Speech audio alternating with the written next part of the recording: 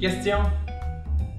Fabrice, pourquoi qu'à Montréal, on n'a pas des architectures poussées, là, des édifices en forme de banane et ainsi de suite?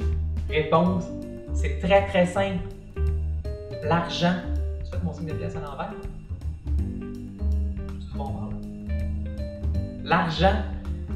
Écoute, la seule raison pourquoi Abu Dhabi a des tours comme ça avec des architectures complètement extraordinaires, c'est l'argent. C'est aussi simple que ça. Ça coûte cher de construire avec des architectures poussées. Ici, les architectes font le maximum pour rester dans, au fond, la gamme de prix de la masse. C'est aussi simple que ça. Si les architectes avaient plus de budget, on aurait des architectures éclatées. On doit avoir des édifices. Et pour avoir un édifice le plus maximisé, le plus rentable financièrement, on arrive souvent à des édifices rectangulaires, carrés, classiques. Et je trouve quand même que les architectes font du très très bon travail à Montréal pour quand même amener ces architectures-là classiques à des niveaux de modernité quand même très très respectables. Mais demain matin, donnez-nous des budgets de 1000 $ le pied carré, vous allez avoir des tours exceptionnels.